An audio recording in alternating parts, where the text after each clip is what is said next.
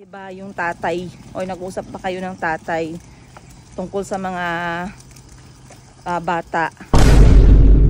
Hirap na kasi pag hindi tayo nakakain, tapos nagsalita ako about dun sa tanong ninyo at kung may mensahe nga ba talaga yung tatay sa mga bata, dapat nakakain tayo para hindi tayo emosyonal. Kapag kinakausap ko yung mga staff ko regarding sa mga performance nila sa trabaho, mga concern ko, or kung meron silang concern tungkol sa akin.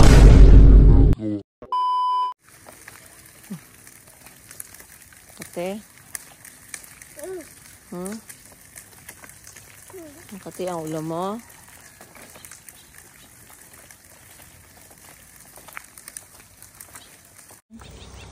Good morning guys! Maayong bungkag. Ay, dito tayo maglakad na. Good morning. Day 3 ng aking mukha. Ayos pa yung aking. Naglagay kasi ako nitong palaka sa ulo ko kasi na-remember ko nung nakita ko to, sobrang nakyutan ako. Hindi ko maalala kung saan ko to binili. Parang sa Thailand. Oo, sa Thailand. Tapos gusto dito gamitin ni Kuya Kahil. So ginamit ko siya ngayon para matanggal yung mga buhok sa aking mukha. But look at my face, you guys. This is day 3. More than 24 hours. Magti 36 hours tayo mamaya.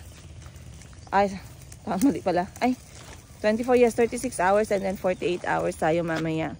But this is the state of it. Sana makita ninyo.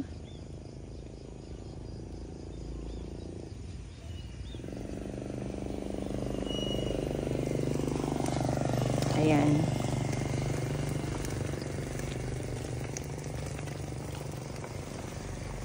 So, alas 6 pa lang ng umaga. And, ito yung aming ginagawa ni Mayumi. Normally, dito lang kami sa harap ng bahay nag-bike-bike. Pero, ayan kami ngayon guys. Andito na kami sa labas ng daan. Kasi, gusto ko dito dahil makakita si Mayumi ng mga estudyante, naglalakad.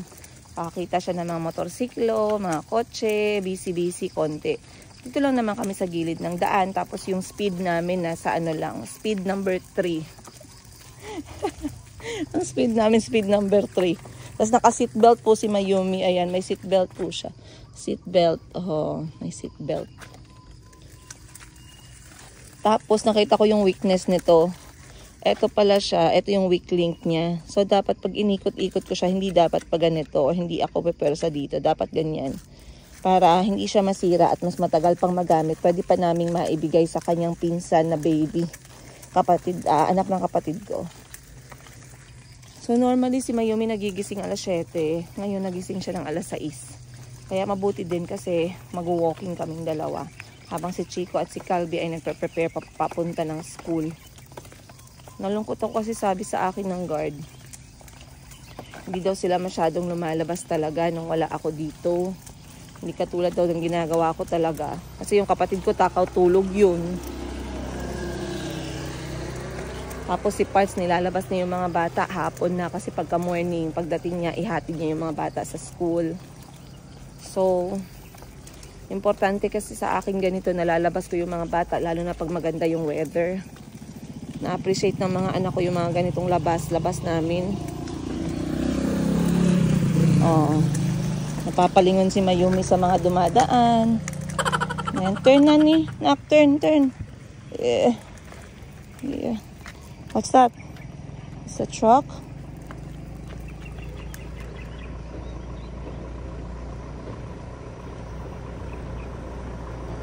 It's a truck. Say bye-bye. Bye-bye.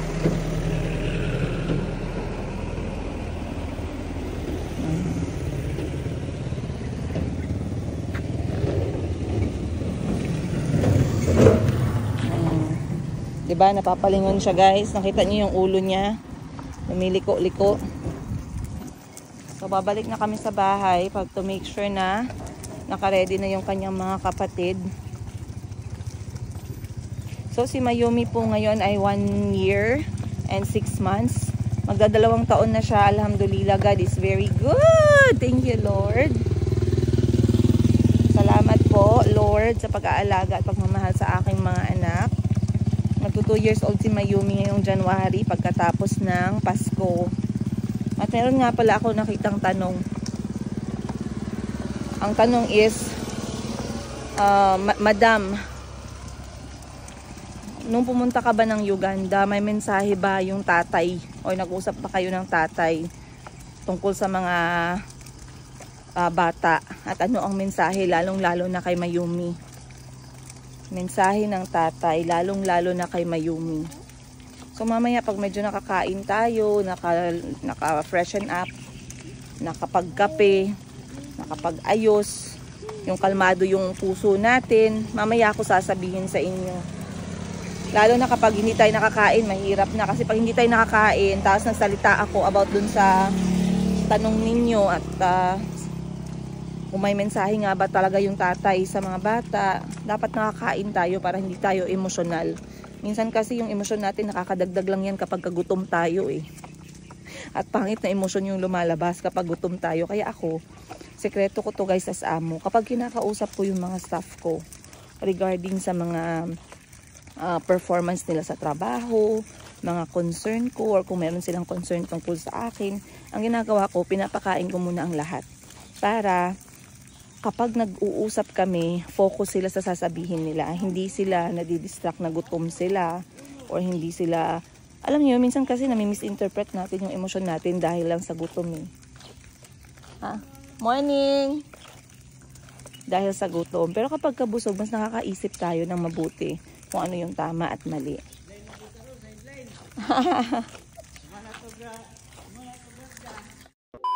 Say, quack, quack, quack, quack.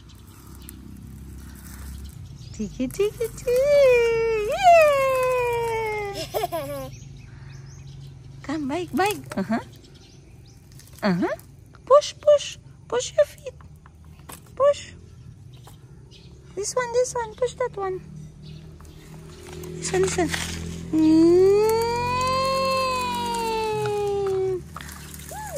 Okay, come, come, come on, mama. Push.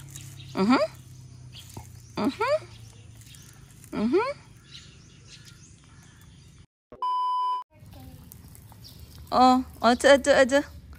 Marunong pala si Chico. Mayumi, ready, set, go! Run! Run! Run! Ahay. Pati pagtakbo, Disney princess.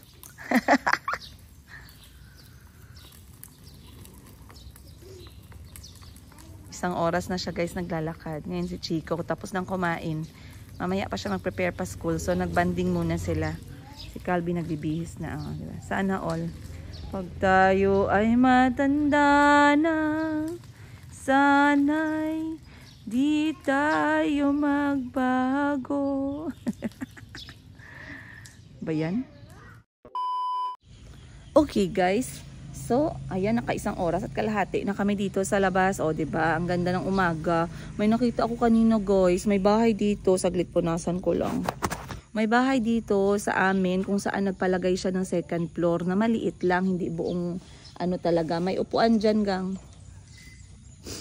May 2nd floor. Ngayon, etong 2nd floor niya guys, maganda kasi hindi siya natabunan ng bubong. Originally, iniisip ko pa lang naman kasi wala pa naman akong budget talaga. Ang iniisip ko, kung maglagay ako ng extension dyan sa gilid, may konting maliit na space sa taas, 2nd floor. Yung 2nd floor, tambayan siya para makita yung view doon sa likod, which is yung Mount Matutum. So, hindi mo siya makita ngayon dito kasi kailangan, kunyari nagpalipad ng drone, may makita kang view talaga doon. Maganda ang view Mount Matutum. Kaso yung bahay na nagpalagay ng ganyan kanina na daanan namin ni Mayumi, hindi siya natabunan ng bubong niya. So maganda, kitang-kita niya yung view.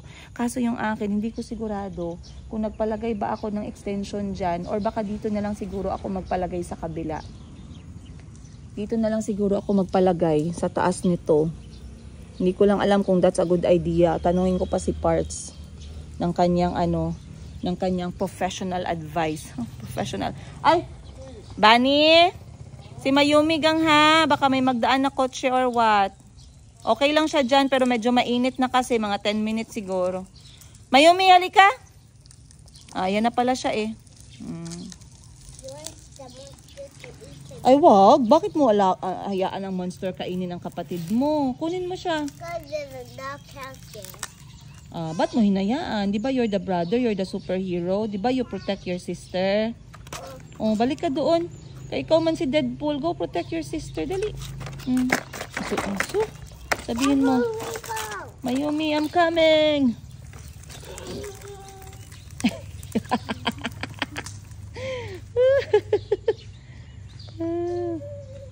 Ayan na sila. So nagpalagay nga siya ng second floor. Ang ganda ng view nyo doon, guys, promise. Hindi ko lang maakyatan kung pwede nga lang magpaalam ako. Sir, pwede paakyat po dyan sa second floor nyo. Tingnan ko lang kung maganda ba talaga yung view. Pero promise maganda talaga kasi nagpalipad ako dito ng drone dati. Kitang kita talaga yung Mount Natutum. Lalo na on a clear blue sky.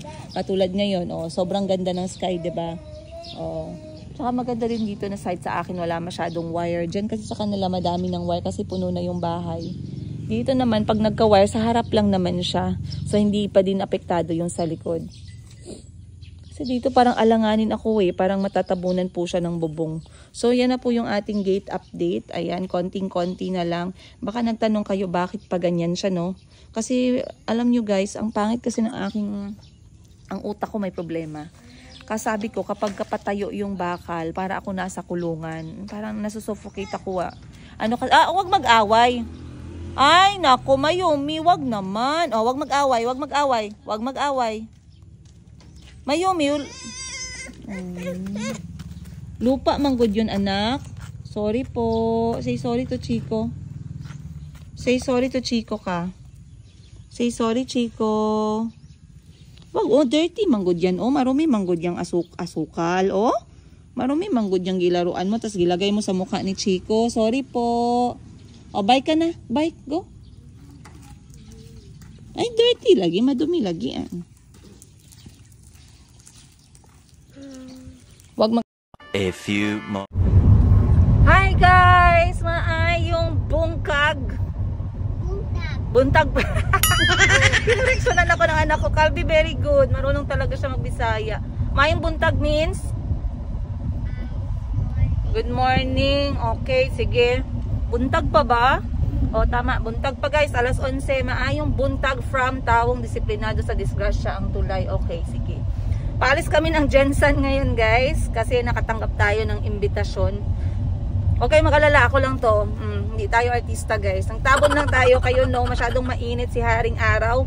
Tutok na tutok. And I can feel na hindi pa talaga, syempre hindi pa ready. Kasi ngayon ay katatlong araw pa lang ng ating aftermath ng ating vampire facial. So, syempre, 7 days dapat at least, no?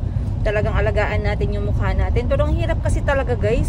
Ang hirap na hindi lumabas tapos mukhang pera ka. Hindi pwede na hindi ka maglabas sa bahay. Kailangan mo talaga maglabas.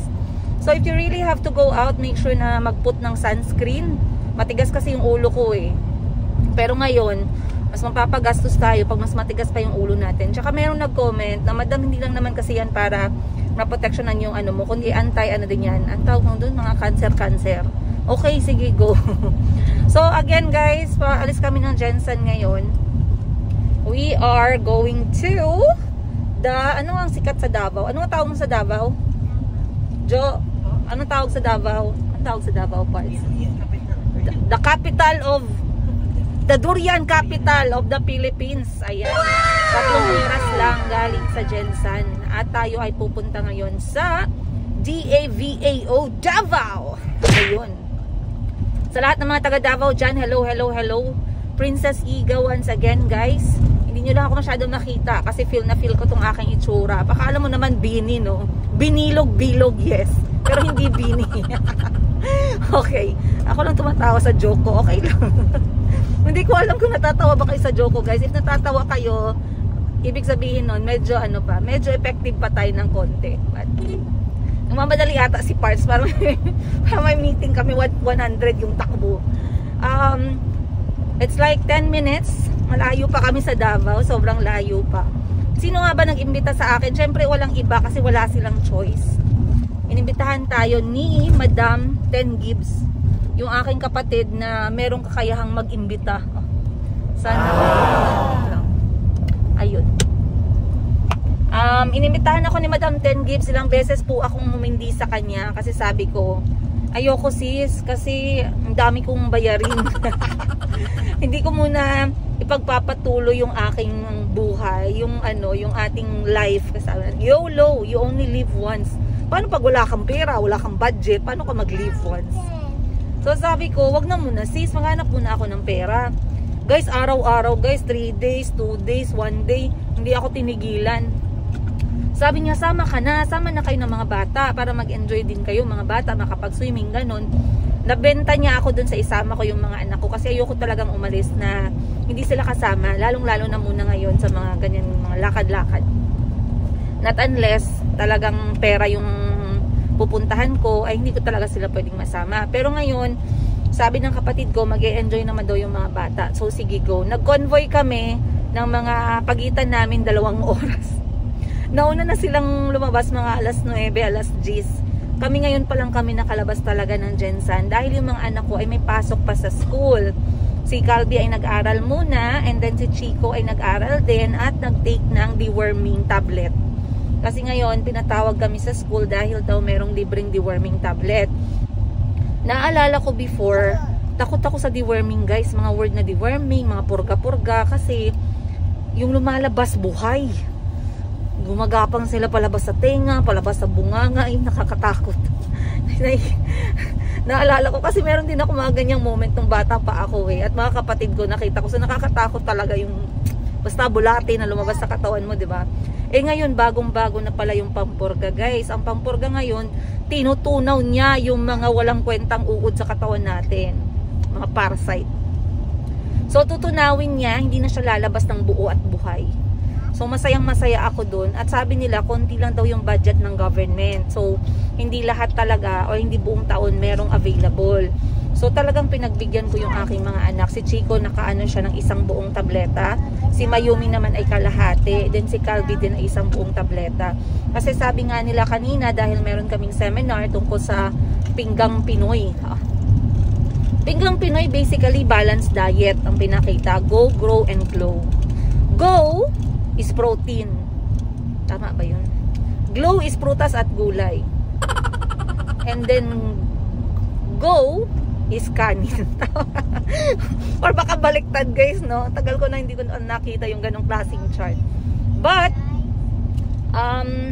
baka daw hindi lumalaki yung mga bata kahit kain ng kain dahil marami daw bulate. So baka yan isang reason, no? Hindi naman daw talaga kasi yan naiiwasan. But anyway, it was successful. Nagluto din kami ng ng arroz caldo. Ayan. And then it's a very productive morning on my side. Bumalik ako tamang-tama, nakapagligo lang tayo guys. And ngayon nga ay pasunod na kami kina Madam Ten Gibbs. Inimbitahan niya kami sa Davao. Hindi ko pa alam anong meron doon. Samahan niyo ako kung saan ba talaga kami pupunta. Kasi pag si Madam Ten Gibbs, she likes things fun, she likes things organized, she likes things na may pagkain. Hindi naman siya patay gutom. Hindi naman siya patay gutom, pero talagang gusto niya kapag may mga kasama siya, busog lahat. Yun yung maganda sa mga kapatid ko. Ayaw nila ng may nagugutom. Ayaw nila ng may nagugutom. So excited ako kasi nga na-miss ko din yung mga kapatid ko ng bongga. At kailangan ko makipagplastikan sa kanila kasi Pasko na, New Year na. Kailangan may regalo tayo. Jo, yung sekretary ni Madam Sheena nandito. Huwag mo akong kalimutan ha. Sa regalo list ha. Alam ko ikaw nag-remind kay Ma'am Sheena, ayusin nyo. Ayoko ng pre-love. Ilang taon nyo na akong binibigyan ng pre-love. Hoy Madam Sheena, maayos ka.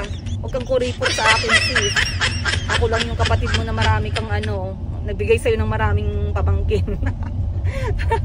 So guys, diretso na tayo. Ano yan, ang haba naman ng aking 7 minutes. Okay, diretso na tayo guys, papunta ng Davao. I'll see you more on today's episode. Top of the day ay bibingka. Bukong bingka. Bingkang may buko. 20 pesos lang to. Dito to sa area ng, I believe this is Sulupe. Dito yung pinakasikat na bingkahan going to Davao or Davao to Gensan or vice versa.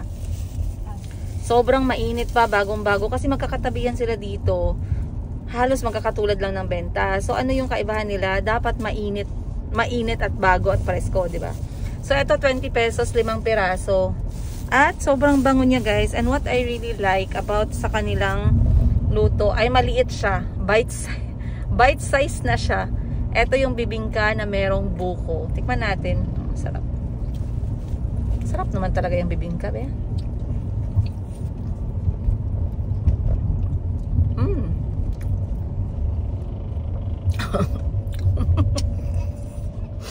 Tigas pagkapasok sa lalamunan, talagang nahirapan akong lunukin. Kasi, ang partner dapat nito, Coke. Kaso ayoko naman mag-Coke na maaga pa. Kasi alam ko mamaya, pagkasama si Madam Ten Gibbs, hindi pwedeng, alam mo mga ano yun sila mga bago na yung diet nila, healthy diet na sila. Pero, kapag ka mga ganito, nagpapabili yan siya ng Coke. Hirap lunukin, guys. Sorry. O, isang kagat para sa lahat ng mga OFW. Dapat yung buo. Wait lang. Para sa mga OFW na hindi nakauwi ng Pilipinas, ayusin natin. Alam ko na may miss niyo yung mga ganitong klaseng pagkain eh. Ayan. Bibingka na merong buko from Sulop. Saan ba to? Under Davao? Davao del Sur. Ha? Tama. Davao del Sur. Isang kagat para sa inyo. Guys, may buko oh. Ang sarap oh.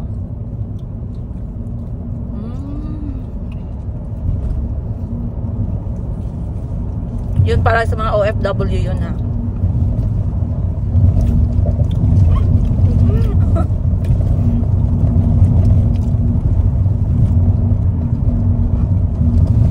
Fairness ha. Ang sarap ha. Masarap siya. Tapos normally kasi hindi ako pala kain ng bibingka kasi ang iba malalaki, hindi ko nauubos, nasasayangan ako. Pero ito kasi bite size siya, parang tsaka masarap, bagong luto, kaya pwede mo siyang ubusin yung isang pack na 20 pesos. Sarap. Ito yung bibingka na walang arte, wala masyadong arte, very traditional. So bukod dun sa bigas, ang tawag mo dyan, giniling na bigas at saka buko, wala na siyang madaming arte pa sa ingredients.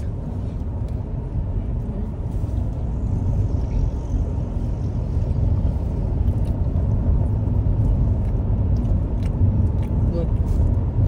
Nakatulog yung mga anak ko. So, kami muna yung kakain. Sarap pa, in fairness. Bibili ako nito ulit pag uwi natin sa Jensen. Inshallah.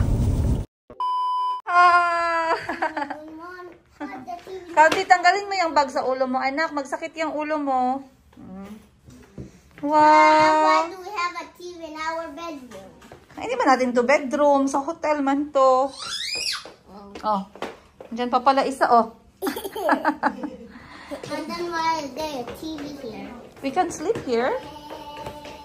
And night time, we're staying here forever? Hmm? We're staying here forever? Yes. Not forever. We are going home tomorrow.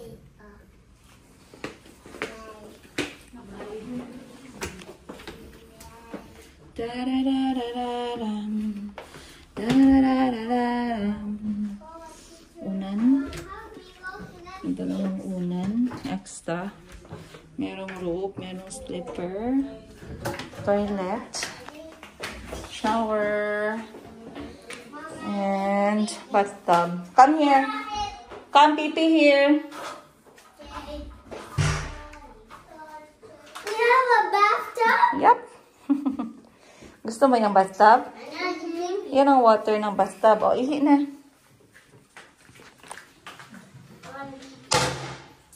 Why do we have Thank you.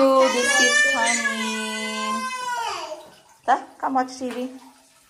Come here. The thing is broken. Hello, ay ka-arte ng Little Miss. Mama, magbihis na kayo ng swimming clothes. Come, come. Chico. Ayan na, magbihis na lang ng swimming clothes. Oh. Bihisan mo na sila lahat. A few. Go have fun. Ayan guys, andito na tayo ngayon sa Dusit Thani, Davao. Punasan muna natin. Andito na tayo ngayon sa Dusit Thani, Davao. As you can see, dito tayo inimbitahan ng aking mahal na kapatid na mag-relax. So, ayan, at andito kami sa pool ngayon kasama ang mga bata. Medyo nagtatampo si Calvi kasi nag-agawan sila sa isang salbabida. So, kung nagtatanong kayo kung nag-aaway din ba yung mga anak ko at meron din ba silang masamang ugali? Yes, meron silang masamang ugali. At maraming beses nilang tinatry yung aking pasensya talaga. Pero as nanay, ako na mamalo, pero pinipigilan ko as much as possible, hindi ko gagawin. Not unless talagang sagad, super sagad at pagod na talaga ako sa pagbigay ng pasensya sa kanila. Pero kapag ganyan, hinahayaan ko lang. So ayan siya, nag-tantrum siya dito sa baba guys. Ayan o. Bahala siya mag-tantrum dyan. Mahuwasan lang yan siya later. Hindi pwede mag-tantrum pag hindi mo makuha yung gusto mo. Hindi pwede.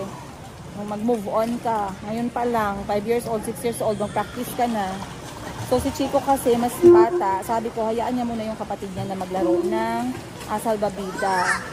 Kasi nga nagagawan sila sa salbabida ni Mayumi. Si Mayumi nag-enjoy naman sa paglalakad lang sa tubig. Gusto ni Calvin tumalon dun sa malalim, kaso hindi nga ako pwedeng lumangoy sa malalim dahil ang aking sugat ay hindi pa talaga totally healed. Hindi yung puso ha, yung puso ko totally healed, yung mukha ko lang ang kailangan ng time. Kailangan ng healing time. At pinili natin mag-heal dito sa Bisitani, Davao. Apaka-sosyal. Pero sponsor, maraming salamat sa nag-imbita sa amin dito guys. Kasi ang pagkakaalam ko dito, mahal talaga. Hindi ko alam sino nag-try dito Pero hindi ko talaga tumatry kung hindi kami invited. Doon lang kami sa mga dagat. Kasi may mga dagat naman na maganda, tsaka kaya ng budget. Dito kasi, hotel siya, maganda din naman talaga siya guys. Pero syempre, mahirapan din ako talaga. Okay na sa akin yung mga recreational entertainment namin ng mga bata na hindi ka Guys, the host of today's event, si Marimar. Ow! Pa-virgin yung aw. Pasok muna tayo dito sa kanilang bakery. So, once again, ayan ang kapatid ko, si Madam Tendis. Binabantayan niya yung mag-buy one get one, yung mga tinapay dito sa hapon. Kasi kapag hindi naubos yung tinapay guys, pagdating ng alas 6, buy one get one na siya. 50%. So, sinecheck na ng kapatid ko kung ano yung kanyang kukunin. Masarap yung glazing almond, oh. Mamaya, last 50 yan. Isagayin natin guys, yan ang tipid tips.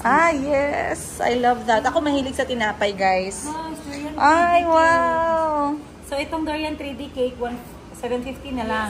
Hindi nila nakita yung totoong kulay ng green. Yes. Nawala. Uy, ang sarap nung carrot cake din, ha? Ayan, masarap yan. Ay, carrot lang. Ayan, masarap din yung carrot. Masarap din yung carrot. Kasali yan dito lahat na. Wow, galing ang dami naming cake tonight. Eto parang gusto ko tikman yung mga ganito nila, yung mga croissant. Number 1. Wag na yung, ha? Yes, Target Lock. Kasi ano. Ito, matcha cookies nila. Mag-last dito. Wow, ang ganda ng mga cookies nila. Binibenta din yung mga tinapay sa taas po? Or for display only? Ay, okay. Ang ganda naman ng inyong sample bread. Ang ganda ng cookies nila, guys. Oh. Mamaya. Ayan na, may naniningil na sa labas. Mamaya. Mamaya, we will get. Mamaya. Mami, we and I will get donut. So, andito na kami sa Dusit ngayon. Saan ka na naman kumuha? Saan ka na naman kumuha ng wig mo? Kailangan tayo guys, mag-ibang anyo tayo, di ba? Kasi pag ganyan, napapalingan sila eh. Iba pala. Sino to? Sino tong owner ng Dusit? Owner ng Dusit o kwarto sa Dusit? Mamaya. Ano yan? One coach teach you. Oh, nagano na sumunod. Oo, marunong siya. Grabe yung cafe daw mamaya. Grabe. Bakit? Grabe yung chinelas professional Yes, parang rock and roll. Anong buffet doon? Magkano buffet? 1.8 per head guys. Magkano? 1.8 per head, pero dinner buffet. Pero ang mahal. Check ang menu. Ang mahal naman, 1,800. Kasali na ba lahat yan? May dessert, may inumin na and everything. Uy, ang mahal ng 1.8. Uy, ano ka ba? Let's check lang baka. Uy, 10 na tayo makakain na 1,800. Oo, kasi mura lang. Mura lang man ang kainan natin. Mahal naman ang natin. Okay lang sana 500 no, pero 1.8 masyado. Okay lang kung ikaw lang isa. Marami Masyadong tayo. mahal. Marami Sa kami. barbecuehan tayo papunta. Oo. Mahulog kami sa barbecuehan nito, 180 Yes. per ulo. Per ulo, So, 1.8 diba? namin, 10 na. Totoo yan guys. Hindi kami nagpasosyal-sosyal dito. Ang habol lang namin dito, magka-picture sa kanila swimming pool. Maganda kasi, oh. Ganda guys. Grabe, makalikod. Hala, I remember this. I remember this. How much? 75? Yes. Ang Di ba? Ano to, Zara o Trapaluk? Yes, something like that. Bagay sa'yo, be? Ay, galing. Di ba?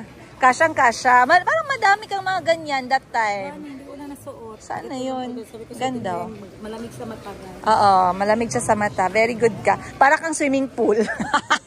Nag-blend in ka sa swimming pool. Asan yung mga anak ko? Saan nagidala ni Parts? Guys, yan siya guys. Basta may kailangan yan siya kay Madam 10 Gives. Ganyan ang kanyang galawan. Yan yung guys.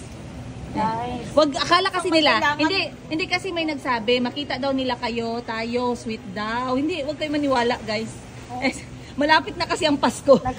Ang birthday. Guys, kaya nag-order siya ng kape, 500 guys. Kung sa may kailangan, ako yung pa-drive mo nung mapauli. Kasi, birthday niya na. Uy, birthday na ni Sheena. Birthday mo pa. Birthday ni Madam Sheena sa August 30 ngayong katapusan. Ako na lang mag-greet in behalf of Tita Eden. Happy birthday, Sheena! To support, watch my YouTube videos. Nag-vlogger na yung ate ko, guys. Ayun, post na yung tutoy mo. Pero mahiyain pa siya. Kailangan niya pa May document magpakapal. lang yun sa akin. Kailangan niya Life documentation. Siya talaga yung pinakasipsip sa amin magkapatid. Tingnan nyo, guys. Oo.